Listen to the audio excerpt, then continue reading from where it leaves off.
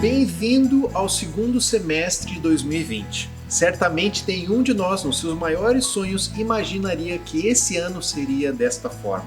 Muitos contatos virtuais, poucos físicos, e a pergunta que fica é: mesmo assim, ainda somos igreja? Se a definição de igreja fosse baseada no local que a gente se reúne, imagina nos países em que a igreja é proibida de existir. Mas ela existe, ela continua existindo. Da mesma forma, nós aqui, se dependêssemos de nos encontrar presencialmente, então nós só seríamos igreja aos domingos. E não é nisso que a gente crê, né? A Bíblia fala em Mateus 18, 20, que onde 2 ou 3 estiverem reunidos, ali o Senhor está. Nós hoje não estamos conseguindo nos reunir fisicamente, mas nós temos escola bíblica pelo Zoom, nós temos nossos grupos pelo Zoom, e nós podemos nos conectar uns com os outros de várias maneiras, até mesmo orando à distância uns pelos outros. Nós não sabemos quanto tempo durará esse isolamento, mas sim nós sabemos com quem nós passaremos cada um desses dias. Com Cristo, o nosso pastor, e com a nossa amada igreja. Por isso, neste tempo eu te convido para participar de cada um dos nossos grupos, mesmo de forma online. Participar dos nossos cultos, que estamos nos encontrando a cada dia. Participar conosco através de mensagens, através de cada um dos envolvimentos que nós temos. Nós continuamos sendo igreja neste momento. Continuamos com a oportunidade de esbanjar o amor que um dia nós recebemos de Cristo uns para com os outros. Esse amor pródigo. Eu te convido a mais esse semestre aprendermos a ser igreja. Continuamos então com a nossa escola bíblica intitulada O Segredo da Oração. Várias características sobre o que nós podemos orar, como a oração funciona, certamente um tempo especial. Te convido para as 9 horas da manhã, domingo, continuarmos esse tempo junto comigo. Oi pessoal, um recadinho da nossa ação social. No nosso último mês de julho, nós distribuímos 45 cestas básicas para esse grupo de haitianos e algumas outras pessoas. E você pode continuar contribuindo. Nossos dados estão aí na tela e você pode continuar fazendo isso e nós vamos administrar isso da melhor forma possível e da forma mais fiel possível. Sabemos que temos enfrentado um tempo difícil com relação às nossas finanças. Mas pensando nisso, as nossas demandas da igreja continuam iguais. Portanto, eu queria te convidar, junto comigo, nós sermos fiéis ao que Deus tem colocado em nosso coração com relação a ofertas, as demandas que estão ao nosso redor, entendendo também que nós também podemos abençoar outros irmãos da nossa igreja através desses valores também. Por isso, acompanhe os dados bancários que nós temos como igreja, que você possa ser fiel ao que Deus tem colocado no seu coração.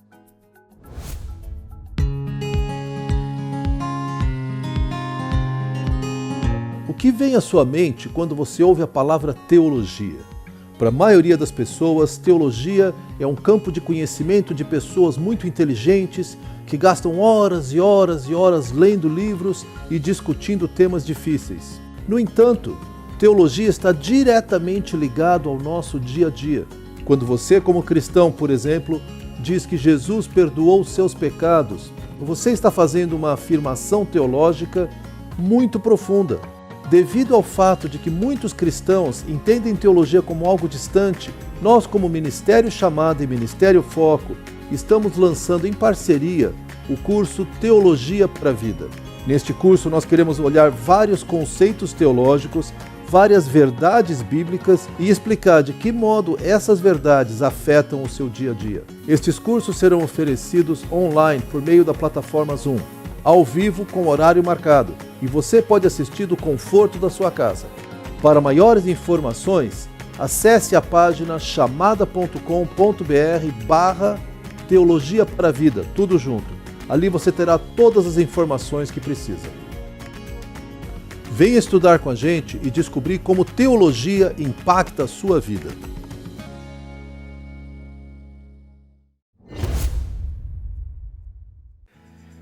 Bom dia, boa tarde, boa noite, tudo bem, gente? Muito bom estar aqui com vocês. Pela graça de Deus, a gente começa mais um período de louvor nesses cultos online. E hoje, essa próxima música que a gente vai cantar, ela fala sobre um tema que eu gosto muito, que é a maravilhosa graça de Deus. Hoje no culto a gente vai abordar um pouco sobre isso, sobre essa graça que nos alcança. Não importa até onde, quão longe eu posso estar, não importa o que eu tenha feito, não importa quem eu seja, mas a graça, ela é concedida a todos, E nada do que a gente possa ter feito, vai fazer, onde a gente esteja, vai mudar isso, porque nós não temos como merecer isso. Então, eu não sei como é que a pandemia tem te afetado no teu relacionamento com Deus, se isso tem te aproximado mais dele, e se isso tem te aproximado mais a tua realidade, eu quero te encorajar então a continuar perseverando e a buscando cada vez mais um coração grato por essa graça de Deus que nos alcançou. Mas se tu também está passando por um momento difícil, se tu tem te sentido distante, se tu tem feito coisas que tu sabe que por vezes não condizem com aquilo que a Bíblia diz, eu quero te convidar a olhar para essa graça que te alcançou, essa graça que me alcança, essa graça que nos aceita como nós estamos nesse momento e buscar nos voltar novamente para esse Deus. Nos voltar para Ele, nos arrependemos daquilo que nós temos feito de errado e agradecer demais, não só nesse período de louvor, mas com transformação no nosso coração, porque maravilhosa é a graça que nos alcançou. Que Deus te abençoe.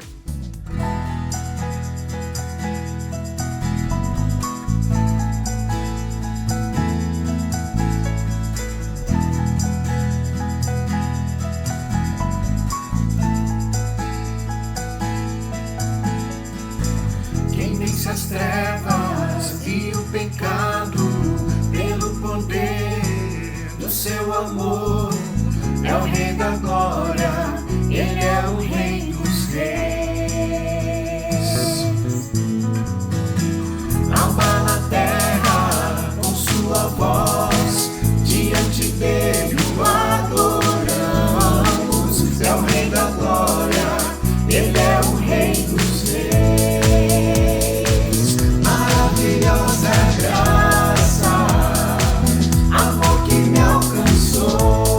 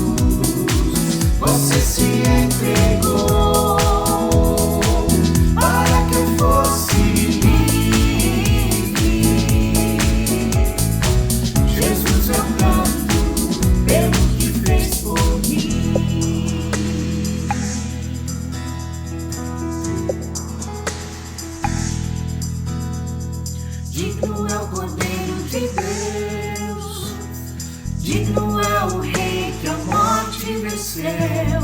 Digno é o Cordeiro de Deus, digno é o Rei que a morte venceu. Digno é o Cordeiro de Deus, digno é o Rei que a morte venceu. Digno é o Cordeiro de Deus. Maravilhosa graça, amor que me alcançou.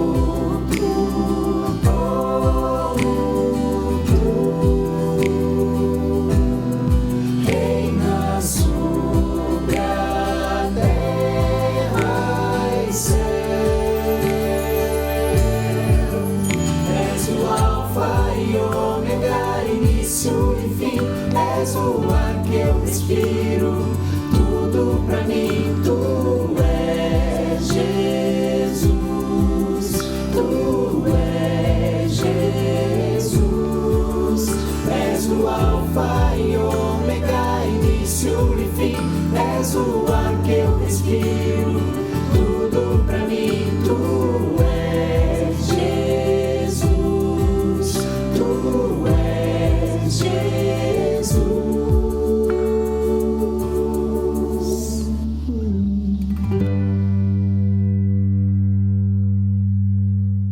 Estamos começando hoje uma nova série aqui na nossa igreja.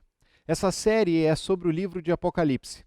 E logo quando a gente começa a abrir o livro de Apocalipse, a gente já tem uma preocupação pensando que nada do que está ali escrito a gente vai entender. Dificilmente é o livro que nós escolhemos para fazer o nosso devocional matinal, dificilmente é o livro que nós escolhemos para separar um versículo e comentar e compartilhar com outras pessoas por conta dos seus muitos símbolos e muitas ideias. O que nós vamos fazer nessa série, nós vamos falar sobre basicamente os 3 primeiros capítulos do livro de Apocalipse, ou seja, as 7 igrejas de Apocalipse, aonde o próprio Cristo, através de João, escreve uma carta para cada uma delas. O nome da nossa série é Ao Anjo da Igreja. Ao Anjo da Igreja, porque o anjo em Apocalipse que começa, ele é um mensageiro, ou seja, possivelmente os líderes ou um líder especial daquela igreja que ia trazer então essa mensagem para aquela comunidade que o próprio Cristo lhes revelou. O que nós estamos fazendo neste mês e nessa série é, através da liderança, estudar um pouco desse tema e trazer para cada uma das pessoas que participa de nossa igreja as verdades que Deus tem para a nossa comunidade, revelar o coração da nossa igreja. Por isso, antes de nós entrarmos aqui na mensagem, eu queria começar orando junto com você. Obrigado, Deus, porque o Senhor tem certamente palavras para nós. Pai, o que eu quero te pedir é que seja o Senhor a tocar o coração de cada uma das pessoas. Deus, em mim não tem nada de especial. Eu simplesmente sou um mensageiro teu aqui, sou um emissário da tua palavra, mas é o Senhor, é o teu Espírito Santo que transforma o coração das pessoas. Deus, se tem alguém aqui que está vendo esse vídeo, está vendo essa mensagem, que não te conhece, que ele possa vir a te conhecer hoje. Se tem alguém que está afastado da tua presença, Pai, que possa se aproximar. Se tem alguém que está jubiloso e com alegria realmente caminhando próximo de ti, que esse possa ser um dia mais feliz ainda, de estar na tua presença. Nos ajuda, Pai, nos resgata aonde quer que nós estejamos. E nos traz para perto da tua palavra para que nós entendamos essas verdades no nosso coração. Em nome de Jesus que eu oro. Amém, Pai. Muito bem. Para nós começarmos a falar sobre essa série, eu queria antes explicar o que significa Apocalipse. Apocalipse literalmente significa tirar o véu, ou seja, revelar.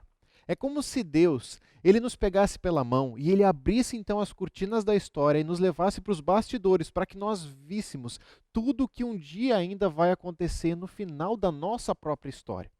Parece que é um livro tão confuso e tão difícil por seus vários símbolos, mas tem 2 motivos esses símbolos. O primeiro é que, como as parábolas que Jesus contava, muitas vezes Jesus queria que aqueles que estavam comprometidos com ele entendessem algumas verdades e os que não estavam comprometidos com eles, os falsos mestres, os fariseus, não entendessem nada.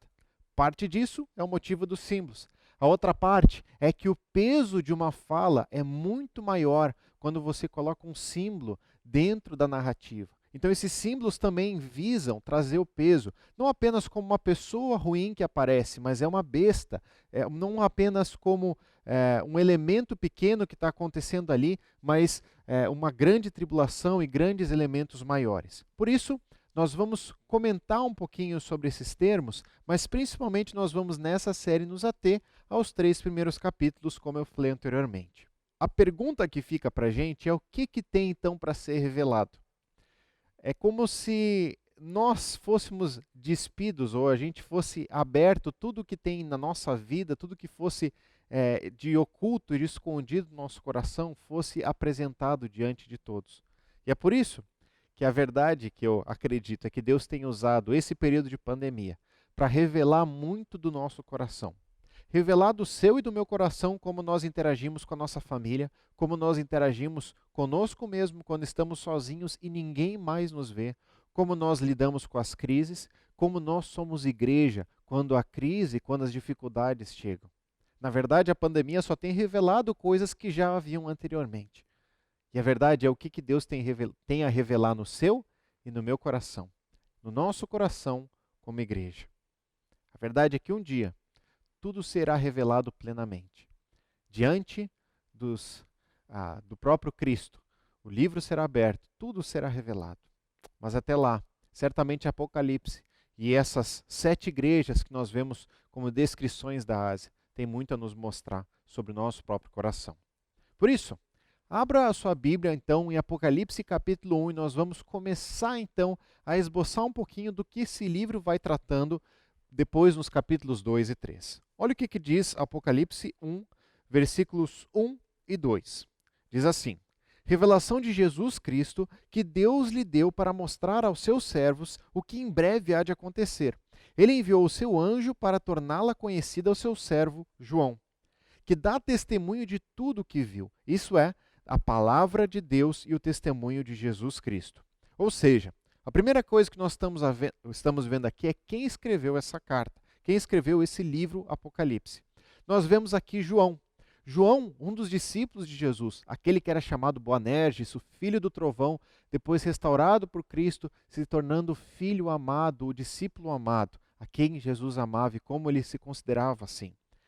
Provavelmente ele foi o último dos discípulos ainda vivo, o último que ainda sobreviveu depois de todos os martírios, e nesse momento da vida ele foi levado para a ilha de Patmos, uma ilha pouco próxima à costa de Éfeso, e ali ele estava provavelmente porque o imperador da época, Domiciano, ele colocou um decreto que todos precisavam adorar esse imperador como ao próprio Senhor e Deus. Ou seja, perseguições aumentaram naquele momento porque João e vários outros discípulos fiéis de Jesus não queriam ceder a sua vida cristã, a sua fé a um imperador.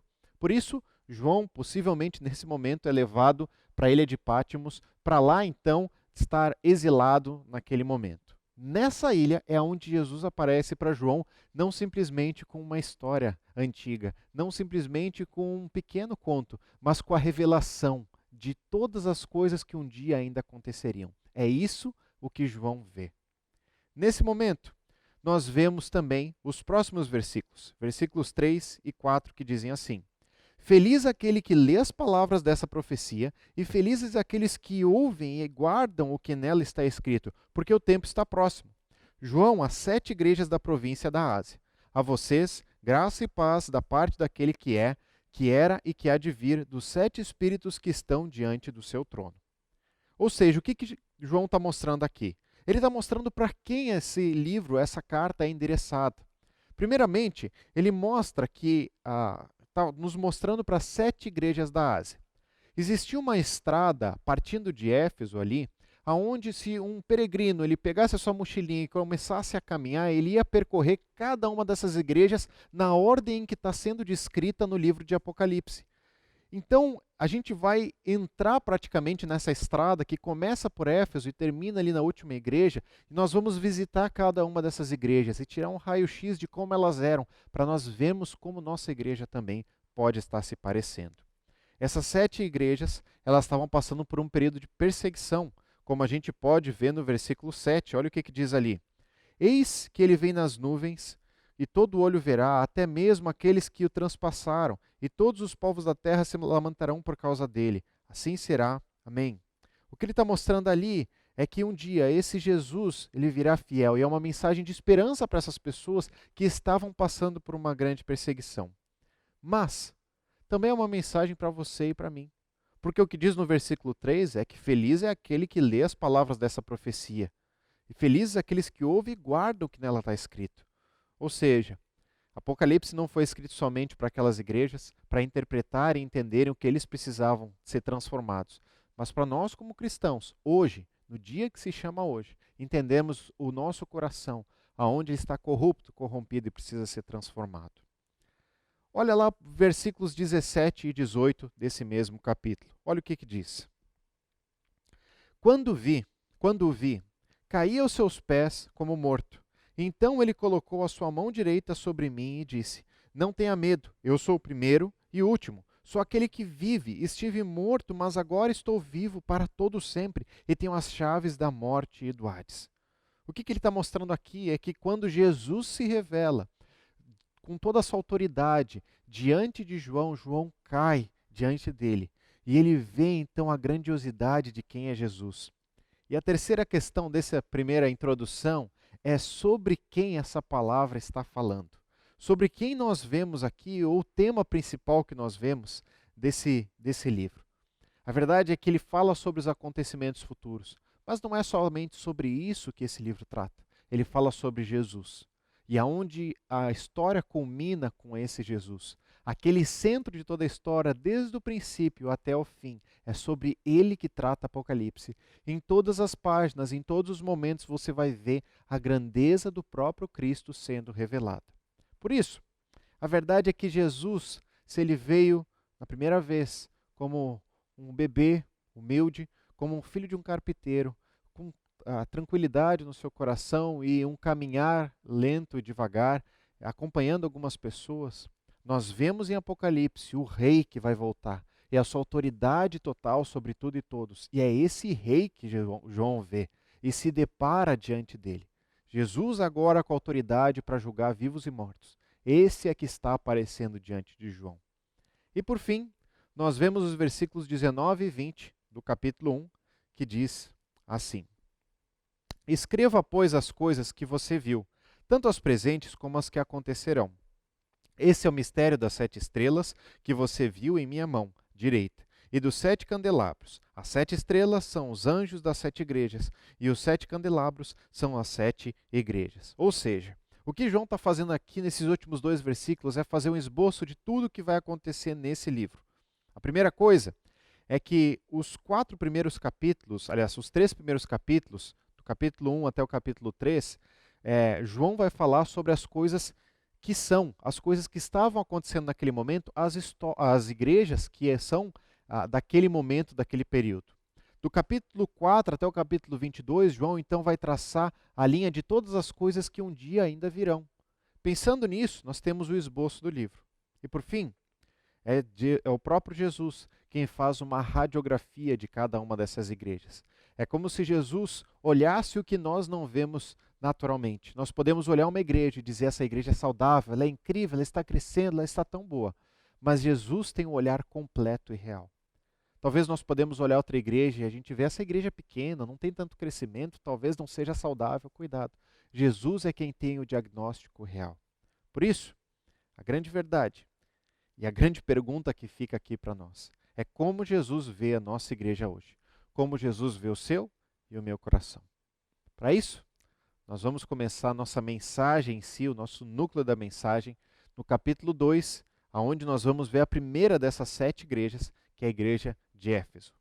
Eu vou acompanhando junto com você a leitura e a gente vai compartilhar sobre cada um desses 7 primeiros versículos de Apocalipse 2 e aonde ele se fala dessa igreja chamada Éfeso.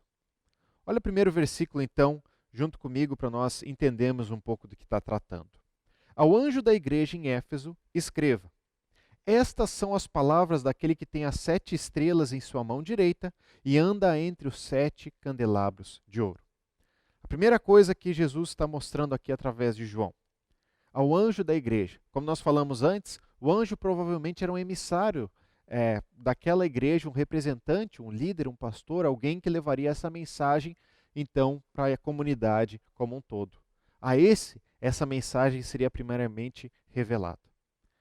Jesus, ele tem em suas mãos os líderes da igreja, como nós vimos no próprio versículo, no final do versículo do capítulo 1, as estrelas significando os líderes de cada igreja, e ele anda entre os candelabros, que significam as igrejas.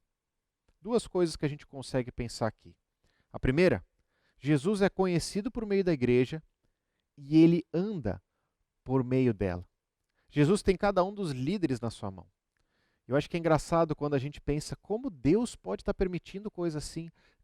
Deus não sabe que essas pessoas não deveriam estar ocupando esse cargo, não deveriam estar nesse lugar? Calma. Porque Ele tem cada um dos líderes na sua mão. Ele sabe os momentos importantes da história.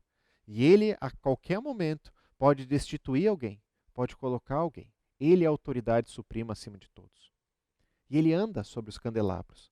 É engraçado que parece que tem igrejas que Jesus e o Espírito Santo estão ali muito fortes, porque a igreja está crescendo, está sendo avivada, está aumentando cada vez mais, e tem outras igrejas que parecem que estão minguando e tão pequenas. Às vezes Deus está trabalhando profundamente nessa igreja que está diminuindo, porque ela está sendo limpa, está sendo purificada, está sendo tratada. E às vezes essas igrejas grandes estão inchadas. Nós não temos um diagnóstico real, mas a verdade é que Jesus anda entre todas essas igrejas. E nesse começo, nesse primeiro versículo, eu queria conversar com você sobre dois perigos que nós temos na nossa própria igreja e como as igrejas. O primeiro perigo, o perigo da liderança.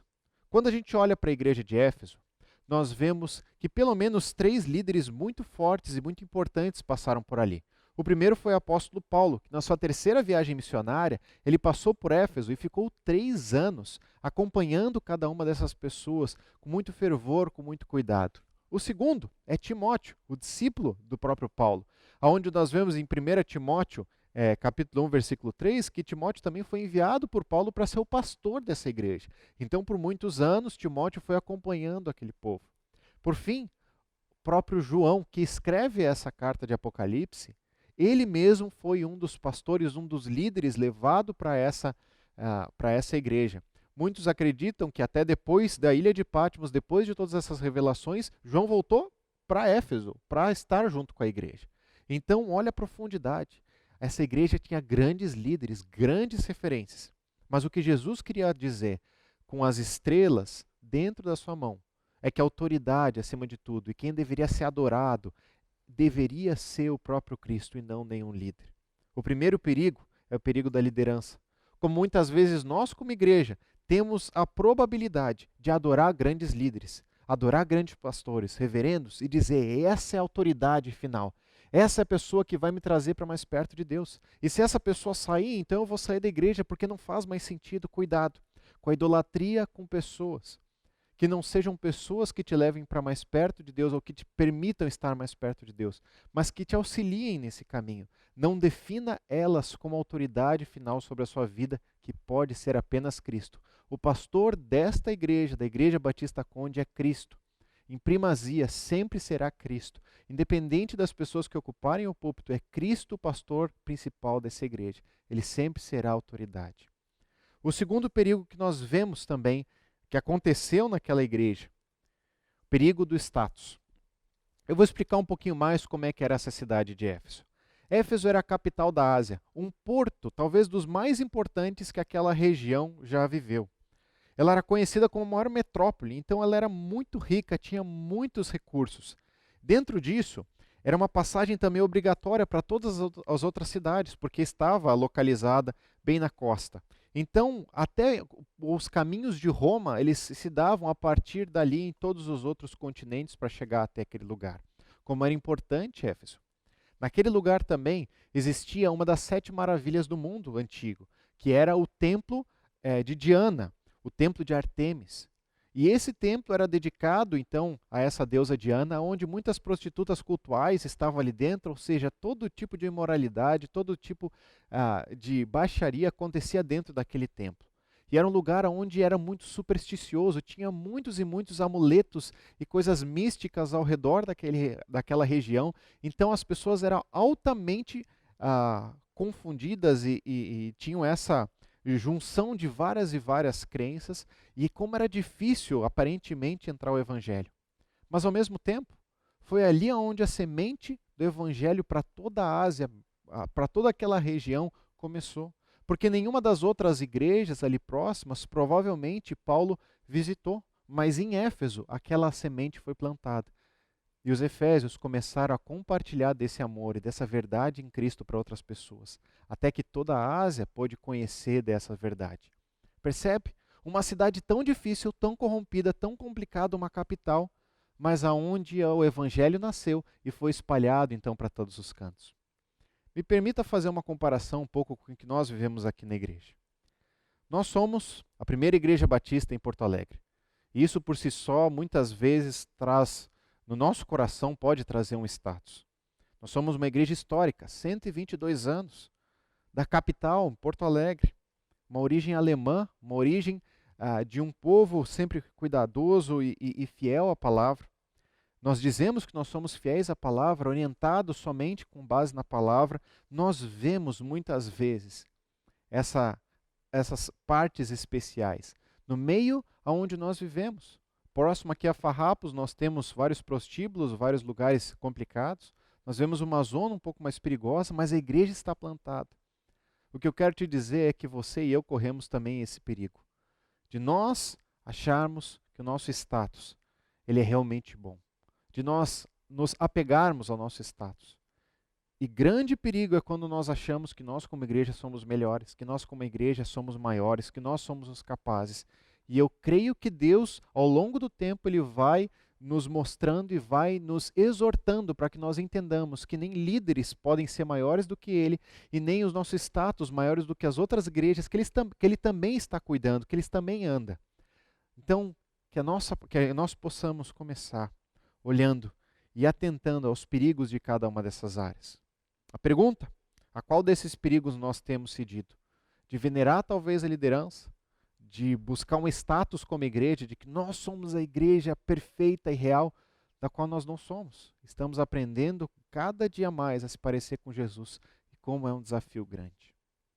O texto então continua a partir do versículo 2 e versículo 3, que diz assim: Conheço as suas obras, o seu trabalho árduo, a sua perseverança. Sei que você não pode tolerar homens maus, que pôs à prova os que dizem ser apóstolos, mas não são, e que descobriu que eles eram impostores. Você tem perseverado e suportado sofrimentos por causa do meu nome e não tem desfalecido. A primeira coisa que nós vemos aqui é que Jesus, na sua descrição, ele está dizendo: eu conheço as tuas obras. Às vezes nós lembramos do passado da nossa igreja e nós vemos, puxa, talvez tudo que nós fizemos antes já foi esquecido. Porque passou tanto tempo. A Conde em si tem 122 anos. Tantas coisas já aconteceram, tantos pastores, tantos líderes, tantos membros da igreja, tantas pessoas já participaram daqui. Será que ainda tem efeito os trabalhos e uma vida de trabalho que tantas pessoas fizeram no passado? Saiba que Cristo conhece cada uma das obras. Nós temos aqui na igreja o livro do centenário, mas quem escreveu a história foi o próprio Cristo, muito antes de nós imaginarmos cada um desses dias. Nós não sabemos todos os dias da nossa igreja, mas o próprio Cristo sabe. Ele conhece o seu esforço, Ele conhece os meus esforços, Ele conhece a vida de cada um e a seriedade com que cada um administrou e cuidou da igreja. A verdade é que Ele conhece.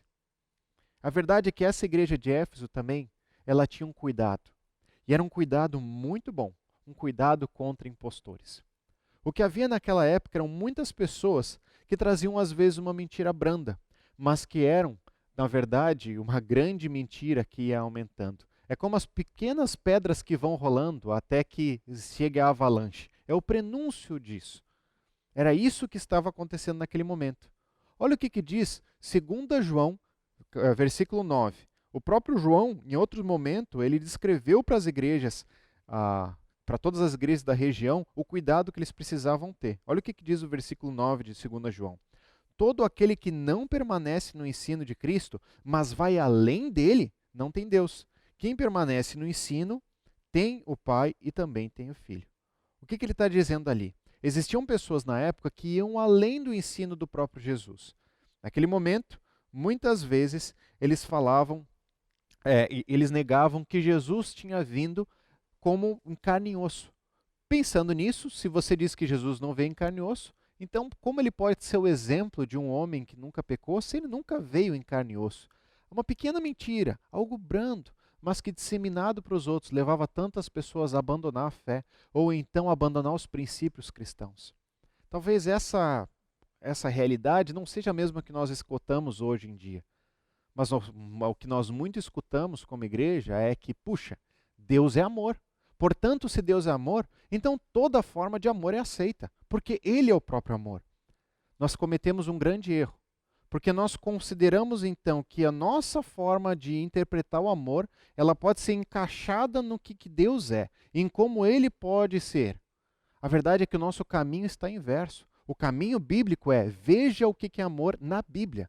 A Bíblia descreve o que é amor, o que são relações de amor reais, verdadeiras e o que não são, o que são antinaturais. Nós vemos isso em vários momentos da Bíblia. Esta verdade da Bíblia, então nós vamos levar para o nosso dia. Percebe como pequenas mentiras, coisas brandas, podem levar a grandes problemas depois? Me permite também ir avançar um pouquinho no versículo 6 desse mesmo capítulo, que ele vai falar sobre um outro grupo que existia na época. Mas há uma coisa a seu favor: você odeia as práticas dos nicolaítas, como eu também as odeio. O que Jesus está falando ali para essa igreja de Éfeso é que existia um outro grupo, não só aqueles falsos mestres e impostores, mas existiam os nicolaítas. E a verdade é que o povo de Éfeso, eles examinavam a palavra, examinavam cada uma das pessoas que ia trazer uma mensagem lá, e eles tiravam realmente do púlpito, tirava qualquer pessoa que contasse qualquer mentira de acordo com a palavra de Deus, de acordo com o próprio Cristo. Eles tinham um crivo e uma crítica muito aguçadas, isso era muito bom, e Jesus está elogiando. Agora, na questão dos nicolaítas, o que significa nicolaíta é conquistar o povo.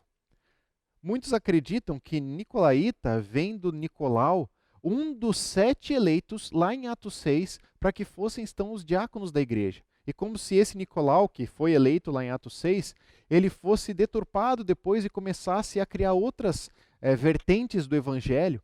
E o que eles mais queriam, esses nicolaítas, não era apagar o evangelho, não era acabar com a igreja, mas personalizar. Personalizar dizendo, tem coisas que não são tão ruins. O que eles faziam?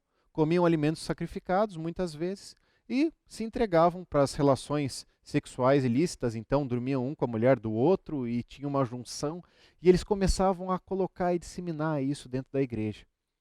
Eles não queriam apagar, apenas personalizar. E você percebe o perigo de cada uma dessas coisas. O que a igreja de Éfeso fez nesse momento também?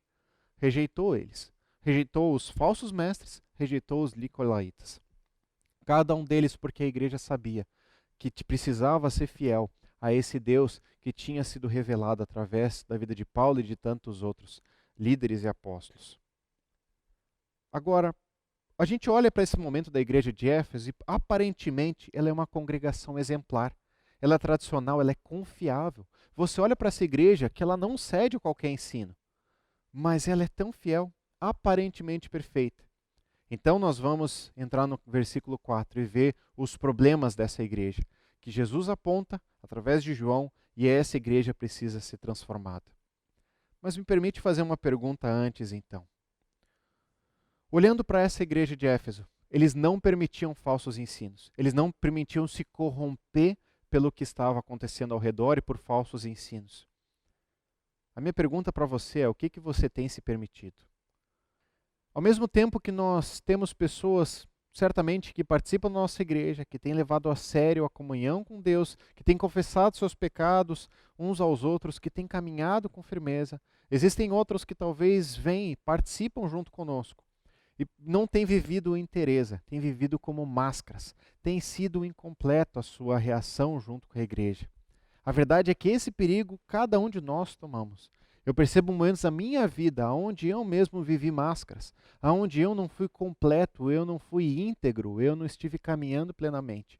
Mas também estava envolvido em alguma liderança dos adolescentes um bom tempo atrás. Como o meu coração ele era corrompido e precisava ser tratado e transformado. Mas eu queria te trazer uma história que para mim impactou muito o meu coração há 15, 16 anos atrás. E como essa história realmente ela tem uma seriedade muito grande para a nossa igreja. Havia, em 2004, 2005, um senhor já idoso chamado Albino. E esse senhor, algumas vezes na sua vida, ele tinha alguns sonhos, algumas revelações de Deus. Nós, como igreja, somos muito cuidadosos e muito preocupados com isso, para que não cedamos a qualquer instrução que está sendo falada sem que seja bíblica ou sem que seja real. Mas aquele sonho ele mexeu com a igreja. Porque o sonho que o seu Albino teve naquele momento foi que em determinado momento ele começou a passar pela Rua Conde de Porto Alegre e ele entrou então no ambiente da igreja. Já no pátio da igreja estava caindo para fora o lixo. É como se lixo tivesse caindo para fora de tanta e tanta coisa que havia ali dentro. Ele mal conseguiu abrir a porta, mas quando entrou então na igreja, o lixo estava tomado. Em todos os bancos, em todos os cantos, em todos os lugares. Aquele lixo estava dentro da igreja de uma forma tão profunda e tão grande que ele se apavorou e pensou como dentro de uma igreja pode haver tantas coisas erradas.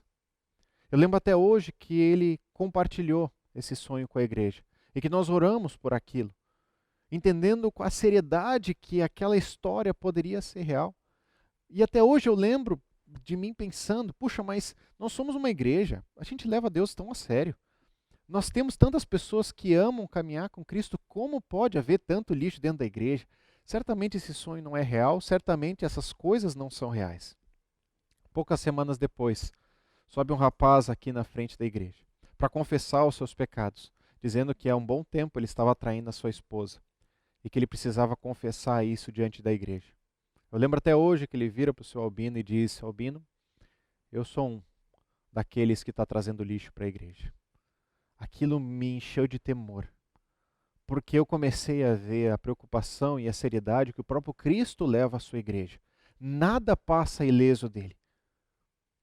Talvez, naquele momento, eu comecei a levar muito mais a sério, de que o que eu tenho feito da minha vida, como eu tenho levado a minha vida, é importante, é muito crucial para a minha seriedade com Deus. Me traz temor para como eu sendo pai, como eu sendo um filho, um marido, como eu sendo pastor, um líder na igreja, como eu sendo um participante, membro da igreja, pela integridade que nós precisamos ter. Por isso a minha pergunta é: o que você se permite? Talvez antes você cedia a filmes mais brandos, mais tranquilos, mas hoje, principalmente por conta da quarentena, você tem colocado na sua ótica filmes que realmente te fazem muito mal. Talvez as relações antes que eram só de amizade, com meninas, com meninos, agora tem extrapolado e tem literalmente entrado numa impureza. Você está imergido já no pecado. Talvez as pequenas brechas antes dos seus dilemas, das suas lutas, agora estão sendo grandes problemas. A verdade é que se nós começamos a permitir que coisas entrem na nossa mente que não vêm de Deus, aos pouquinhos aquilo vai aumentando a cada vez mais. É como um pequeno rasgo numa camiseta, que se nós não costurarmos, daqui a algumas semanas vai ser um rombo tão grande que ela vai ficar inutilizada. É assim que começa o nosso coração. Por isso, cuidado com o que você se permite. Que nós tenhamos o mesmo crivo que os efésios tinham. Mas agora nós vamos ler os 4 últimos versículos dessa declaração para a igreja de Éfeso. E até aqui, Jesus vai mostrando praticamente pontos positivos. Eles eram muito fiéis à palavra de Deus. Eles examinavam muito bem as Escrituras, examinavam cada uma das pessoas que chegava ali com um novo ensino, sejam os falsos mestres, sejam os nicolaítas, cada um deles, eles eram exortados, eram cuidadosos com tudo isso. Mas no versículo 4 nós vemos um grande detalhe importante, que é o que diz: contra você, porém, eu tenho isso. Você abandonou o seu primeiro amor. Lembre-se de onde caiu, arrependa-se e pratique as obras que praticava no princípio. Se não se arrepender, eu virei a você e tirarei o seu candelabro do lugar dele. O versículo 6, como nós já compartilhamos: mas há uma coisa a seu favor, você odeia as práticas dos nicolaítas, como eu também as odeio. Versículo 7, aquele que tem ouvidos ouça o que o Espírito diz às igrejas. Ao vencedor eu darei o direito de comer da árvore da vida, que está no paraíso de Deus. A primeira coisa que Jesus fala ali para essa igreja é: vocês estão caminhando muito bem, mas eu tenho uma coisa contra vocês. Vocês abandonaram, vocês deixaram de lado, vocês largaram o primeiro amor. Eu consigo ver 2 vertentes muito claras no primeiro amor. A primeira, o amor a Cristo, o amor vertical. Possivelmente, aquele amor aonde o novo convertido, quando ele conhece a palavra de Deus, conhece quem é Jesus, ele se empolga, ele se alegra, ele quer participar de tudo. Ele gasta horas, investe horas, leituras e na palavra de Deus, em oração. E ele passa tanto tempo porque ele ama conhecer esse Cristo. E parece que essa paixão ela vai diminuindo gradativamente, como isso é perigoso. Também porque provavelmente essas pessoas, por tanta preocupação do que era errado e de se afastar do que é errado, se esqueceram de se aproximar do que é certo. Com tanta preocupação para que fechasse as portas da igreja, para que não entrasse o mal, esqueceram de se ajoelhar diante do próprio Cristo, dizendo: eu quero me relacionar contigo. Esse é o primeiro amor que ele foi esquecido, possivelmente, naquela igreja. A verdade é que também existe um outro tipo de amor, que é o amor horizontal um para com os outros. Possivelmente, por aquela igreja se tornar uma igreja crítica, preocupada para que qualquer ensino não fosse levado ao púlpito. Eles começaram a ser críticos uns com os outros, de tal maneira que as pessoas começaram a criar intrigas, atritos, mágoas, complicações. A verdade é que quando Paulo escreve para a igreja de Éfeso, o livro de Efésios, ali a carta de Efésios, existem muitas e muitas menções sobre essa verdade do amor. Mais de 20 citações sobre o amor. Tal era a seriedade que Paulo via que essa igreja precisava lidar. Olha o que diz Jeremias capítulo 2, versículo 2. Ele diz assim: vá proclamar aos ouvidos de Jerusalém: eu me lembro de sua fidelidade quando você era jovem. Como noiva você me amava e me seguia pelo deserto por uma terra não semeada. Talvez essa era a expectativa que Cristo estava mostrando para aquela igreja de Éfeso, como Deus estava mostrando para Jerusalém em outros momentos, como uma noiva que seguia o seu noivo por onde fosse. Agora aquela igreja estava tão preocupada em se manter crítica e se manter autocrítica com tudo que estava acontecendo, que perderam o amor. Todas as coisas que nós fazemos que não são motivadas pelo amor perdem o seu valor. E esse é um grande perigo para a nossa igreja. Nós ficarmos tão atentos, tão preocupados com o que a sujeira de fora não entre e com que a gente faça o que é certo, que a gente não se contamine com os outros, que nós começamos a nos tornar pessoas irritáveis, pessoas que se apartam uns dos outros, pessoas isoladas. E talvez esse tempo de pandemia só venha revelar o que já estava no nosso coração. A verdade também é, como diz 1 João, capítulo 4, versículo 20, que ninguém pode dizer que ama a Deus, mas odeia o seu irmão, porque ele está sendo mentiroso. Porque o amor procede desse Deus, e ele vai sendo revelado para cada um de nós e vai espalhando. Esse é o nosso tema do ano, o amor pródigo. O amor que um dia nós sentimos de Deus e nós queremos passar uns para os outros. Esse é o amor que talvez foi esquecido pela igreja de Éfeso e é tão facilmente esquecido por nós. Quer ver um exemplo disso? Quantas vezes nós vemos pessoas ao nosso redor, provavelmente alguém do seu grupo, provavelmente alguém da sua família, talvez você, que passou uma situação difícil com alguém da igreja, que disse algo que você não gostou, ou que teve uma postura que você não encara que seja positiva. E o que você diz? Meus filhos não vão mais conversar com os filhos dele. Minha família não vai mais se relacionar com eles. No nosso grupo eles não vão participar, ou daquele grupo eu não vou participar. E qual que é a decisão? A gente vai participar de outro. A gente não vai mais em grupos pequenos. Talvez a gente vá para outra igreja. Sabe quem sai vitorioso nisso? Satanás. Porque as mentiras brandas dele, colocadas em cada um, de uma forma tão simples, só uma faísquinha, vão se tornando grandes problemas. Porque às vezes a gente está tão preocupado com algumas coisas, com um senso crítico, que a gente esquece de amar uns aos outros.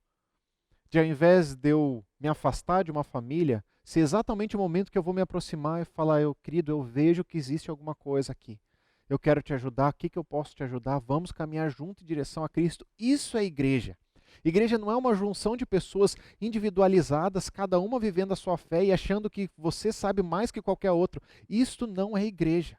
Igreja somos nós caminhando juntos, uns com os outros, se aperfeiçoando em Cristo, lidando com os nossos pecados, confessando eles diante de Deus e caminhando juntos. Esse é um grande exemplo da falta do primeiro amor. Assim, o que o próprio Jesus revela ali é muito sério. Que ele mesmo, se for necessário, virá e tirará o candelabro. Se for necessário, ele mesmo tirará o candelabro do lugar dele. Olha a seriedade que Jesus diz. O candelabro, ele não tem luz própria. Ele favorece uma outra luz que está proveniente nele. Ele simplesmente é o local aonde aquela luz é colocada em cima.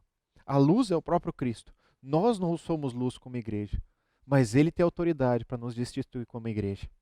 Se você olha na história da vida cristã, a história da igreja como um todo, você vai ver muitas igrejas que eram fortes, que eram profundas, principalmente na Europa, que hoje são museus, porque não existem mais cristãos ali próximo, porque os seus líderes foram destituídos, porque a igreja existia não existe mais. Esta seriedade que nós precisamos lidar com a nossa igreja também. De que Cristo tem a igreja, tem os líderes nas suas mãos, tem a igreja nas suas mãos, ele anda por cada uma dessas igrejas, ele sabe o que está acontecendo e ele tem autoridade. Para no momento que nós perdemos completamente o nosso propósito, e haver tanta sujeira que não existe mais a graça fluindo dentro do que nós vivemos, ele tem o poder para destituir e acabar com essa igreja. Porque o nome dele é santo. E ele precisa ser santificado através do que nós fazemos. Por isso, para terminar esse texto, o que diz o próprio Jesus como recomendação para essa igreja de Éfeso, que eles façam 3 passos. Se lembrem, se arrependam e pratiquem as obras que praticavam no início, ou seja, voltem. Olhando para esses 3 passos, eu consigo lembrar muito a parábola do filho pródigo. Nós vemos essa parábola lá em Lucas capítulo 15. E como nessa parábola nós percebemos a verdade de que esse rapaz pede para o seu pai parte da sua herança para que ele pudesse sair e gastar como ele bem entendesse. Para ele, o seu pai e os seus irmãos, a sua família não eram mais importantes, tudo que havia ali não era mais importante porque ele ia viver a sua vida.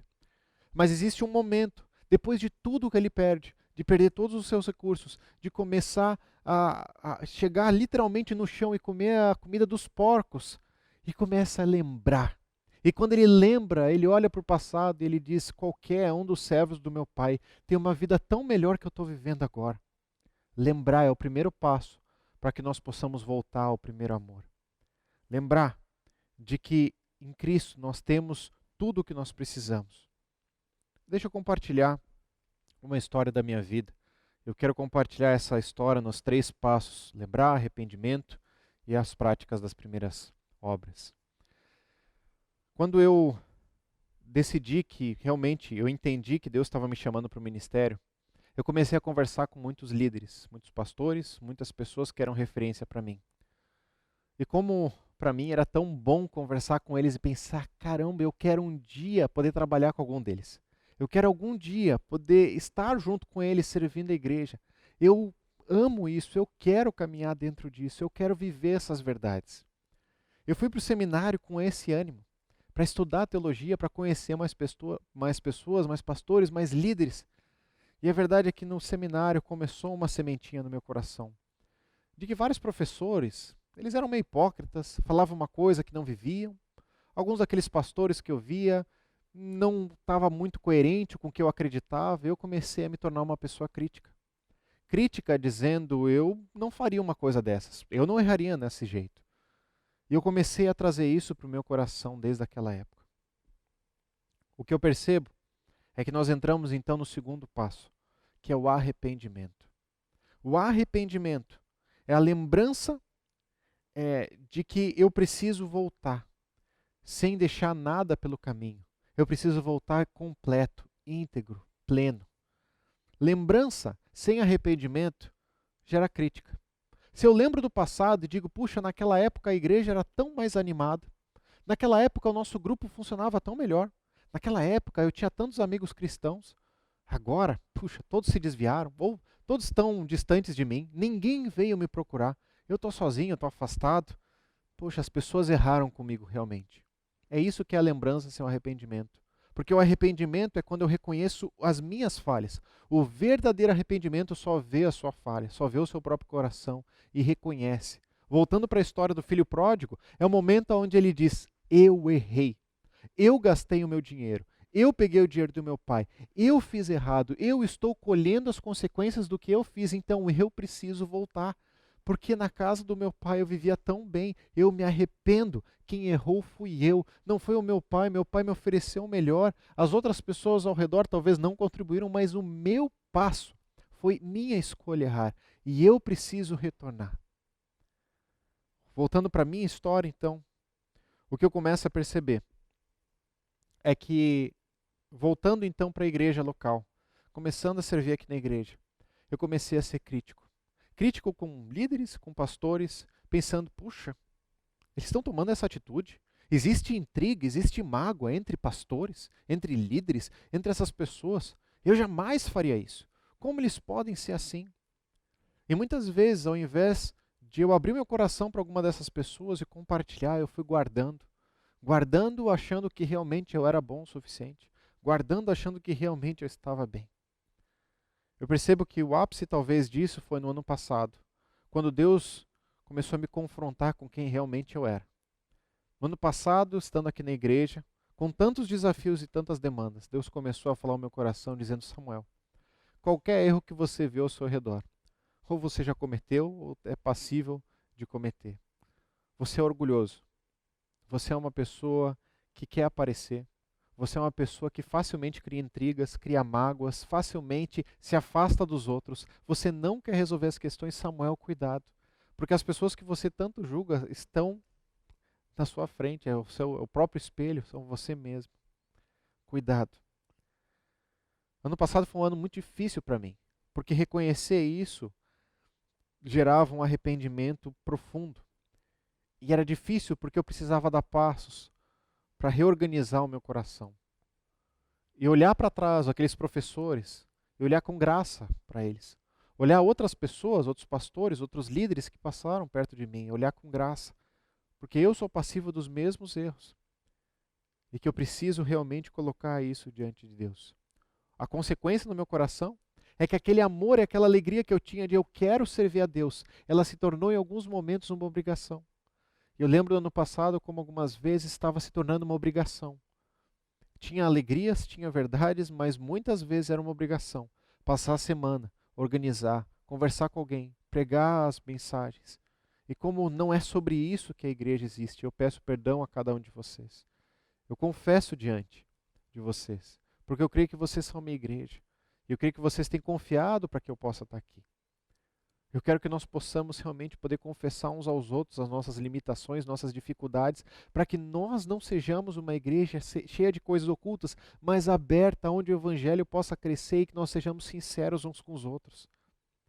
O último passo, então, que o próprio Jesus fala é sobre praticar as obras que praticava no início, voltar. E é nesse momento que se lembrança sem arrependimento gera crítica, arrependimento sem prática é apenas remorso. É você ficar, puxa, realmente eu errei, mas deixa assim. O passo seguinte do arrependimento é você voltar, é você praticar o que você praticava no início. E é sobre isso o que nós vemos o filho pródigo. Quando ele cai em si, ele lembra do passado, ele se arrepende de tudo que ele fez, ele corre então para os braços do pai, ajoelhado, ele diz: eu posso ser qualquer um dos teus servos, e o pai abraça ele e diz: você é meu filho. E é assim que o próprio Cristo nos recebe. O primeiro amor sempre é hoje o dia para ser retornado. Sempre está tão próximo para que a gente possa retomar. Mas para nós voltarmos, nós precisamos dar passos. E cada passo é difícil, mas ele é importante. Na minha história, eu percebo como Deus tem me conduzido para voltar a relacionamentos, para ter graça com as outras pessoas, para me reanimar, realmente envolver o ministério e me envolver no ministério com alegria a cada dia mais. Para amar o que Deus tem me chamado a fazer a cada dia mais. Por isso, o último versículo diz assim: aquele que tem ouvidos ouça o que o Espírito diz às igrejas. Ao vencedor darei o direito de comer da árvore da vida que está no paraíso de Deus. Que você e eu possamos ter ouvidos para ouvir essas verdades e entender se de algum momento, alguma forma, esse primeiro amor foi abandonado por nós. Para concluir, o que nós vemos é essa parte do ao vencedor. A árvore da vida é a vida eterna, onde aqueles que são fiéis vão poder um dia aproveitar junto com Cristo. Que nós possamos orar pela nossa igreja. Que as coisas que estão ocultas, que as pessoas talvez que tenham vivido máscaras, possam ser escancaradas, possam confessar, possam viver livres. Porque isso tem sido um empecilho com certeza para o crescimento da igreja. Como eu posso ser, como qualquer pessoa possa ser, se está guardando lutas, guardando peso no seu coração. Que nós possamos confessar, não viver com máscaras, mas viver livres, leves, voltando ao primeiro amor, porque é o melhor lugar que nós podemos estar.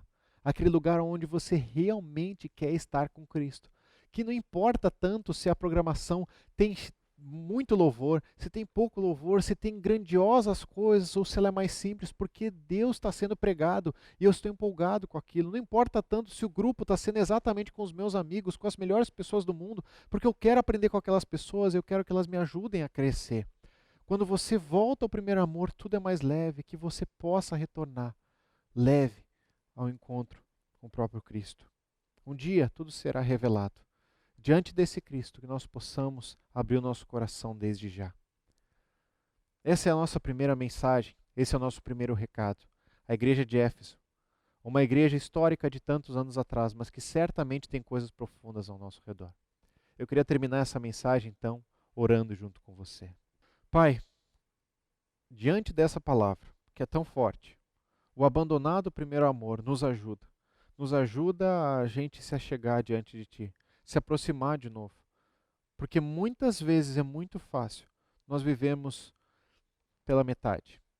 Nós vivemos uma crítica dentro da igreja, achando que nós realmente sabemos o que nós estamos fazendo, tão preocupados com que coisas erradas não entrem que nós esquecemos de nos relacionar contigo. Pai, nos lembra o primeiro amor, nos lembra como é bom caminhar contigo, nos lembra como é bom estar leves, sem nada para confessar, sem nada para esconder, realmente chegando diante de Ti e vivendo. Nos ajuda a estar leve com nossos irmãos, entendendo que eles erram como nós erramos também, nós somos igreja. Nós queremos caminhar na Tua graça, queremos viver o perdão Teu e queremos perdoar uns aos outros. Nos ajuda, Deus, que nós não nos afastemos desse primeiro amor, dessa chama que um dia se acendeu no nosso coração, de viver contigo ser a coisa mais especial. Por favor, Pai, isso é o que eu te clamo, isso é o que eu te peço. Em nome de Jesus que eu oro. Amém, Pai.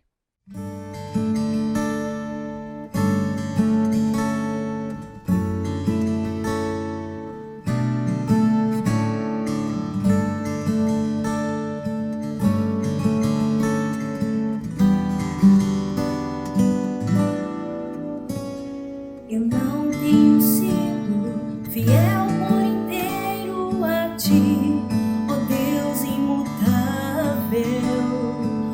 Os meus valores tão distorcidos me impedem de Te compreender melhor. Eu falo Teu nome, ó Senhor, sem a reverência ou devido temor. Estou tão distante de ser o que esperas de mim. Quando Tu queres guiar meu viver, eu escolho caminho mais fácil. Deixo de orar e buscar Tua face em troca da Tua própria obra. Até a minha oração é imperfeita na motivação. Estou tão distante de ser o que esperas de mim, mas eu quero dedicar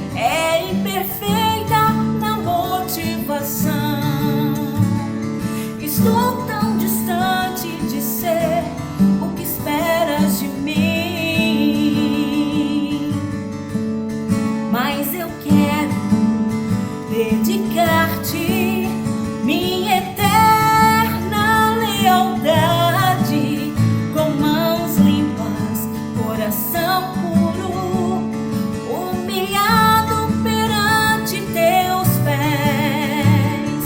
O que eu mais quero é levar meu coração.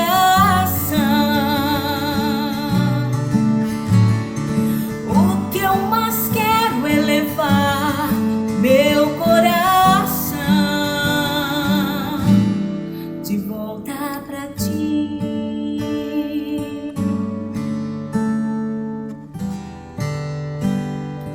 De volta pra ti.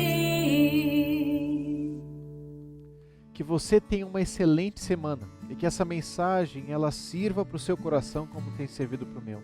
Semana que vem nós vamos continuar a falar sobre essa série ao anjo da igreja, 7 cartas de Apocalipse, e que realmente você possa estar com o coração aberto para o que Deus pode falar para você e para mim nesse mês. Deus te abençoe, até mais.